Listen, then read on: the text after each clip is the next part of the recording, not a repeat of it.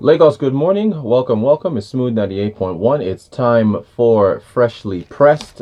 Joining me along with Valentine. I'm Clementine, by the way, but joining me, we have Adedunmade, Orji Uka, and of course, our regular, Mr. Cheta Nwaeze. Gentlemen, good morning to you. Good morning. Good morning. All right. Lagos, remember, Freshly Pressed 981, hashtag Freshly Pressed 981 on Twitter. Also, you can send in messages 0809 440 981 on WhatsApp. Valentine, you're going to set us on our way, yeah? Oh, yes. We'll start with the stories. Remember, you can send the messages to that WhatsApp number. We'll be tweeting the number shortly on our Twitter handle. Remember to use the hashtag FreshlyPressed981. And Valentine, I'm sorry. We're also live streaming. I have to yes. remember to say that on YouTube. Guys, wave to the camera, you guys, so you can see them all. www.youtube.com/smooth981FM Lagos. We're live. You can see Cheta frowning on the camera. So, all right. Sorry, Valentine, go ahead. That's correct. Right. In not so happy news, we have this story that's streamed in Cheta. Any issues? Yeah, the stuff I used to balance my. Okay. Lagos, you can see Cheta struggling with his chair. Check it out Yeah, on you YouTube. gave me the stool. He's using a stool. Cheta is using a stool. Please check him out on YouTube. Cheta is struggling right now. All right. All right, so Lagos. The first headline that hit us on Vanguard this morning is not so cheery news. Actually happened on Saturday evening. Maiduguri has a fresh case of crisis. 29 killed, 83 injured as suicide bombers sneak into fleeing crowd, detonate themselves. So a few hours after the federal government proposed an amnesty for Boko Haram insurgents, an issue that we discussed yesterday, about 29 persons lost their lives in two incidents in Maiduguri involving terrorists and Nigerian military, with no fewer than 83 others injured. It so happens that the Boko Haram insurgents invaded the town, and at the time they came in, soldiers tried to repel them. Based on information that they gathered, they tried to see people fleeing of the youth around that area. They said they were at a viewing center. As they were running away, some the suicide bombers sneaked into the crowd, and they were accompanied by even some people, the attackers, who came with AK-47 rifles and all. So they sneaked into the crowd and detonated the bombs, which is a very terrible thing to have happened in the space of time. That the president's still giving hope and hoping, sharing news that this issue could die down in recent times. Cheta, what's your take on this? First things first, God rest the dead. It's tragic that people have to die this way. But unfortunately, it harks back to what I said yesterday. We're so obsessed with a victory over Boko Haram that we're failing totally to understand the problem and to actually give it the to defeat this thing. First things first, we have to acknowledge that it's going to be with us for a very long time. It's something that has dug in, entrenched. And you need to understand, again, I'll repeat what I said yesterday. There are at least three recognizable factions. This particular attack bears the hallmark of the Shekau faction. But the Mama Nur faction has also used these tactics before. Then there's the Albanawi faction. The Albanawi faction is active. You can actually draw a map and know where each person operates. It's almost as if the three of them met somewhere and shared that space, Northern Adamawa, Borno, and Yobe among themselves. So all of this talk of amnesty and all of that is premature. Again, we are not talking of people who are fighting for economic reasons. These are people who are fighting for ideological reasons. So you have to defeat the ideology at the roots first before you start talking of amnesty. Once again, one of the people who was in government custody was released in exchange for the Chibok girls, promptly went back and continued business. So God rest the dead. And we need to mention that a 14-year-old Boko Haram insurgent, surrendered himself to the Nigerian military. His name was withheld, but it's clear that he just some remnants really are held He's a child. They did it. $0.04 billion of over 24.8% of total capital expenditure, capex. So when we look at these details, what's your analysis and what's the implication on Nigeria's economy? Of course, the keyword that I picked as you started, of course, is the word may. May in itself doesn't show that there's conclusiveness in this report. It doesn't guarantee that it's happening. That it's happening. It's just a report. But like you said, it shows a lot of figures out there. For instance, it says the ultra deep water Zaba Zaba et al.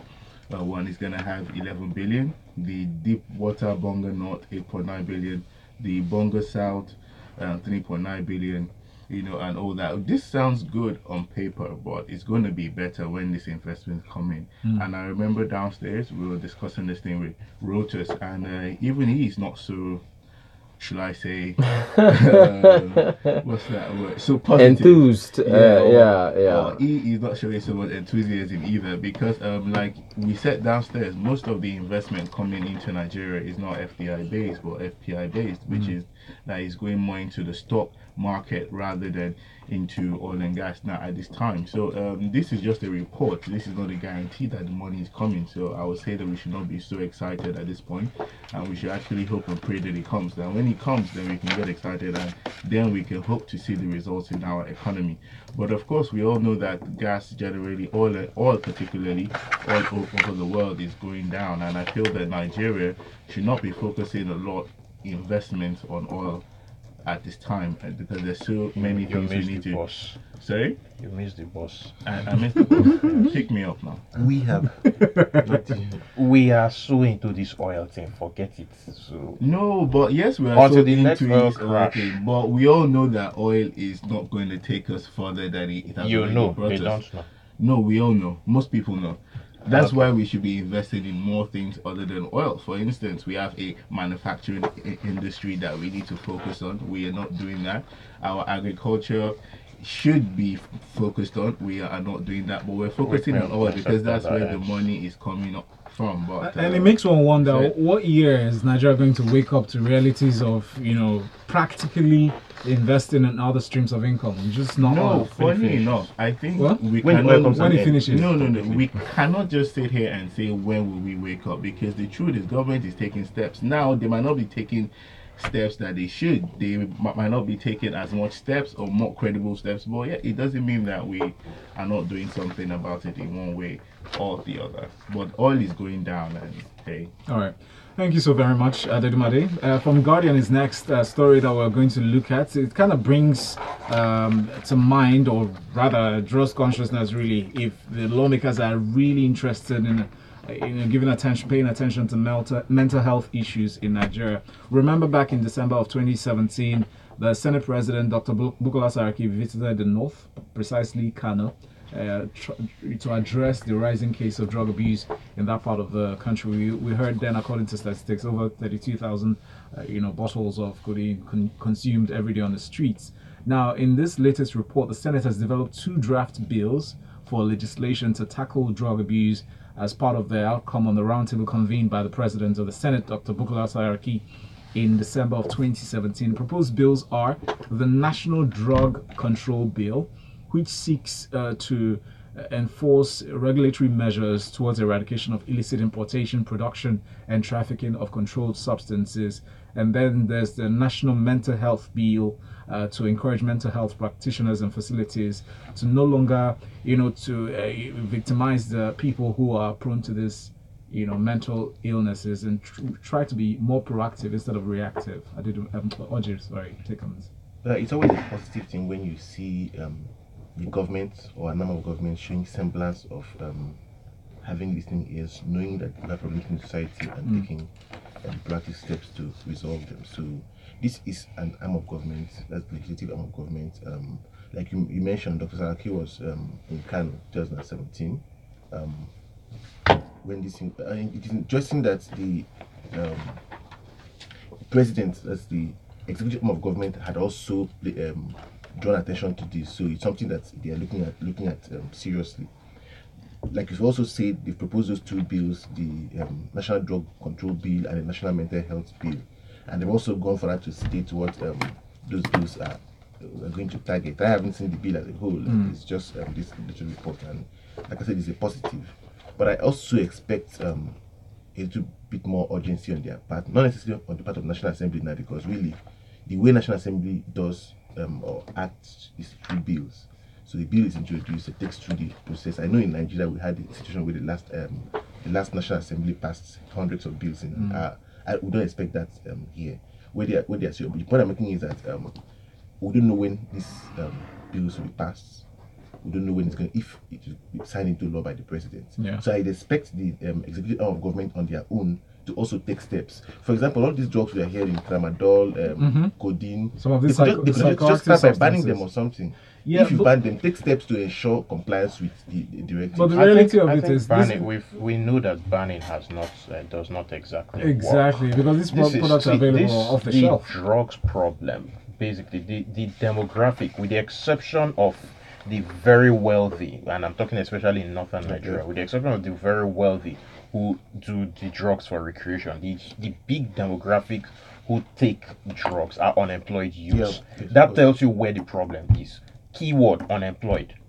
Get these people into work. Many of these people take this thing to get high and forget their sorrows. Yes, Alright. but then, well, something still has to be done. Yeah. My point is that they should show some urgency, not just wait for the National Assembly to pass the bills. While we do the National Assembly, the executive arm of government can and should do something in the meantime. Okay. All right. So let's take a few messages here. We have this one coming in from. Okay, so Emma Inakoka says on WhatsApp, by the way, says that's the response of defiant individuals. Yet we're trying to force amnesty on a group that have continuously shown that they are bent on achieving their ideology. God rest the dead. Nigeria is better than this, really. Send your messages here on WhatsApp. The link is posted on Twitter. What are you guys saying about the news on the decrease? That's on Business That's Express. from Business actually. Express. Yeah. Keep yours coming in. Freshly pressed 981 is the hashtag if you're on Twitter. Adedunmade, I'll come to you with this next story from Vanguard. The headline is Federal Government to revive 12 more fertilizer plants. So the federal government has come out again to make yet another promise ahead of 2018 to revive 12 moribund fertilizer blending plants to bring to 23 the total number of plants that will partake in 2018 Presidential Fertilizer Initiative. Not to be cynical, but this sounds to me like a project that's intended to make the presidency look good. But if this fertilizer issue is addressed and it pumps in this amount of fertilizer products into the country, they're saying that so far the products have been selling at 5,500 naira per bag under this initiative in the first stages of it. Is it something we should pay attention to? Does it make any difference in the agricultural sector? Actually, fertilizer does make a lot of difference in the agricultural sector. In Nigeria, we have a little over, or not a little, but about over 500,000 farmers all over the country, and and all these farmers are relying on fertilizer to get their produce up. So yes, it's very important that we get it done. But I always ask myself questions like, why is Nigeria always planning? Like now, this is another plan to revive 12 more fertilizer plants. It's not like they have revived 12 more fertilizer plants, and it's actually that's where we want to get to. When you do the work, then tell us you've done the work, not we plan to do the work and we don't eventually get it done at the end of the day. Now, you'll be surprised to know that gas is the major raw material for producing fertilizer, and we have a lot of gas. So what is actually stopping us? I believe that these are the things that we should be focusing on. Although it's good, the initiative itself is really great and it shows to be yielding some fruits, because Nigeria plans to be the petrochemical and fertilizer hub in Africa. But I believe that if we're going to get there, that we need to do more. Presently, the Indorama Eleme fertilizer plant has a capacity of 1.5 million metric tons, but I don't think it's in full capacity at this time. And as a country, we used to import over 95% of our fertilizers, and also for the petrochemicals used to mix those fertilizers. So it's actually good to see that there's been some sort of substitution, and there's kind of some what I call local content being used to get that done at this rate. So this is very good actually if we get more results from it. But I believe that at this point, and as what has been achieved, we've not achieved so much compared to our potential, and we need to do more. Potential to produce for the local need or for export purposes? The local need is good, Export but for purposes. export purposes is actually what we need. That's what we need. If we can be the #1 exporter of fertilizer in Africa, That'd be then great that's thing. great. Massive if. Move on to the next story, Yeah, sir. more promises. Orji, I'm coming to you with this. Wait, it's Lagos. Are you noticing the trend in the stories today? Guess what the next one is? It's more planning. 4 power plants begin operations in 2 months, according to the Punch. About 4 power generation plants that are capable of adding 1,262 megawatts of electricity to the power grid are primed to commence operations in the next 2 months, operators of the facilities have disclosed. It was gathered that 3 of the plants under the National Integrated Power Projects currently being managed by the Niger Delta Power Holding Company would be fired up in a couple of weeks as all impediments that have been hampering their completion have been removed. Senior management officials of the power plants told Punch correspondents that there's about 225 megawatts in the Gabrain plant, 572 megawatts steam-fired Alaoji plant, 225. They list them all and on. Orji, are we going to get light from these power? What are we expecting from these power plants, man? Because that's the most important question. Yes, it is. Yes. What do you think? But before then, let me digress. The first word in that story, I don't understand the importance. It says about 4 generation plants. Right. It's either 3 or 4 or 5. Right. I don't get this about. Like you say, somebody will say about 1,244. Anyway, so this about 4 power plants are going to add or capable of adding 1,262 megawatts of electricity to our power grid. We've been criticizing the current Minister of Power and other ministries. Yes. We've been criticizing him, but one of the things we've heard from those who support him, at least at the beginning of this year or the end of last year, was that a lot had been in the pipeline, and we're going to see a lot more progress this year. So the plan has been incremental power generation and distribution, and how they are doing it is by mopping up or getting these various power plants to add up. So from the National Integrated Power Project, particularly from Niger Delta Power Holding Company alone, we are seeing the capability of contributing about 1,200 megawatts of electricity. If it does happen, that would be positive. Of course, I have faith. But it says that in a couple of months, beginning from April, which we are in right now. I don't know. This is April. Yeah. So I don't know if the story is old. Yeah. Or if the couple of months is not. I'm just analyzing the story, sir. Cynical. Here's the But thing. they also said Right, that yeah. to come on stream if they are able to get enough gas. So Right. So that's important. I hope they get gas and hope they get everything that they need and ensure that we have light. Cheta, what's up? You don't feel too. Cheta. We'll have the story actually contribution in from Emmanuel from Ojuru. He says, we haven't really checked the truth about Boko Haram. Amnesties of no use. What's the cause and who exactly is Mohammed Yusuf? That's a question. Mohammed Yusuf is dead.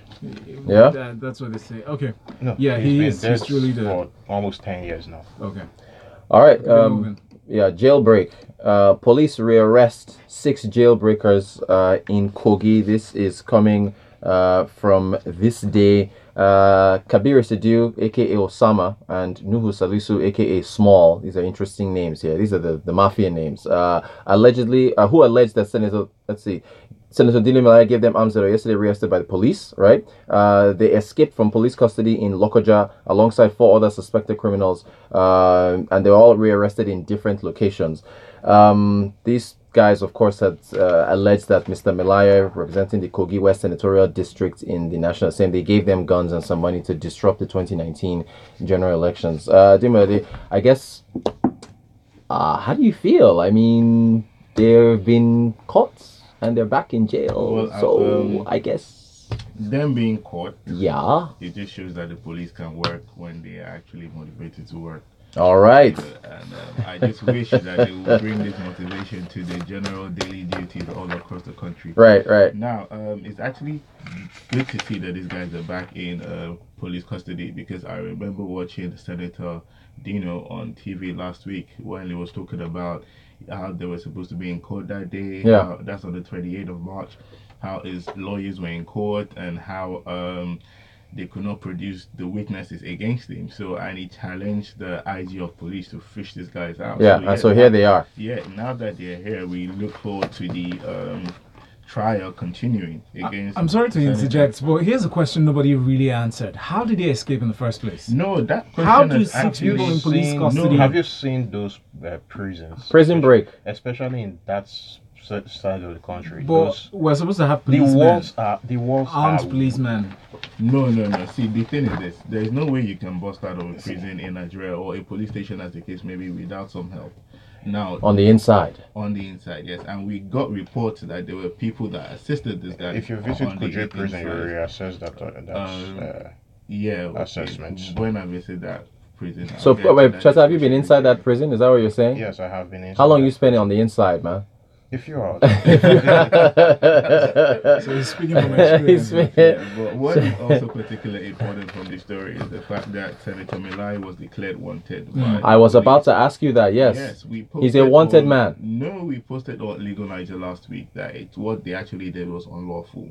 You cannot declare someone wanted unless you have a court order for his arrest. And they didn't have a court order for his arrest. On the 28th of March, they asked the court to Produce issue the order, an arrest yeah. warrant for him, but Yeah. the court refused to do that. So what He has raised the alarm. But so we just have this lacuna. It's clear that the federal police is not equipped to really fight crime, and this is happening all over the country. We have so many little police forces, as it were. They've been set up effectively, and they are there doing policing functions. We have vigilante groups all over the place. It's going to happen. So our best bets, it's not about all this politics that they are playing over the whole thing. Our best bet is how to manage the transition from this federal policing system into a state or community-based policing system. I would prefer that, because yes, I do accept that a lot of these governors will end up using state police that is under their command to intimidate opponents. I mean, the best example you can just look at is the way local government elections go. That will tell you what they will do with state police. So we have to actually sit down and think this thing through. We cannot afford to continue the way we are because it's clearly not working. But we need, Orji, those pictures are disturbing. We need something different. We need something different. And it's not just about this politics. It's about the fact that policing is something that is more effective when done at a local level. Valentine has a better chance of knowing all the criminals in Lekki Phase 1 than I do. You Right, understand that? because that's where he lives. Exactly. There you go. So Valentine is so connected if, like that. You'd Yeah. be surprised. No, I'm not. if the community security is under Valentine's watch, it will be more effective than if you parachute me in from Magodo, where I stay, to come and do Hypothetically supervise speaking. Lekki. Right. Okay. Let's see now. Lagos, you still watching? We're still streaming live on YouTube. Smooth 98.1 FM Lagos. Orji, we come to you from this Vanguard story. Delta APGA suspends deputy chair and 4 other local government chairmen. The All Progressive Grand Alliance, the APGA in Delta states, has suspended 7 of its leaders and members, including the deputy state chairman and chairman in Bomadi, Patani, Soko South, and Okpaya local government areas of the state over alleged anti-party activities. What are these anti-party activities? Is it treason? What are they doing? They're going against their own party or what? They want to jump ship? What's going on? First thing first, this is an opposition party Yeah. in Delta State. Yeah. Elections It's a should be non-existent party in Delta. elections should be taking place February, I believe, of next year, 2019. Okay. And rather than put the acts together, what they are doing is essentially fighting amongst themselves. Right. So this will do nothing other than to give the party in power the free right to continue. And that's why the party in power would not see the need to be on their toes. They would see the need to even deliver the dividends of democracy to their people, as we always like to say. That is the problem with playing party politics in Nigeria. As to the question, which is the anti-party activities, on the other hand, it's also possible that they are indeed, because what the story here says is that they are recalcitrant executive members who willfully continue in anti-party activities, and that a committee was set up to invite them. And I can't really see what the thing is. So they wrote a letter giving the chairman of the party to one day to someone at an emergency meeting, and the chairman has responded. So going into it in detail, it's possible that they have grounds. These which they've expressed, and the chairman, who is not able to listen, has now decided to suspend them. Whether they are right or wrong, I don't know. The important thing is that we expect parties, particularly those in opposition, not just at the state and national level, to put the ass for their money. We're not seeing it. That's it. You're giving a preview for 2019 at the National Front. Yeah. I won't say more than that. Cheta, how's the opposition party for 2019 looking? That's so kind of shaky. Yeah. The opposition party is APC. Well played, Cheta. That was nice. But nice one. We have a messaging from WhatsApp. APGA from Kogi says, freshly pressed 91. Since we're about to have 4 power plants to inject about 1,000 megawatts of power, we should or about to have some power in it. Yeah, that's nice a question one, hanging APGA. there, and this one has no name. Well, keep sending your messages to the hashtag freshly pressed 91. All right, Cheta. Punch story here. Gov Aliyu and Nwaboshi fault looters list threatened court action. I think you mentioned this, Cheta, yesterday or the day before. I can't remember.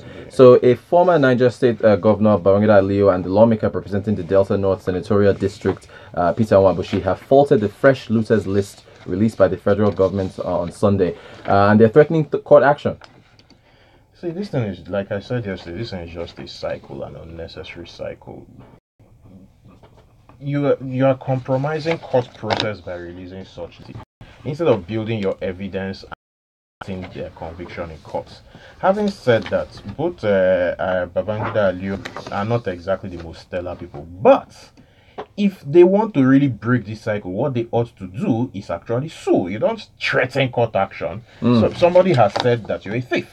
I mean, the guy has said it publicly. Put your name in a list and said you're a thief. So sue him for libel. Since he doesn't yet have you're not a convict. You're not a convict. You've not been convicted.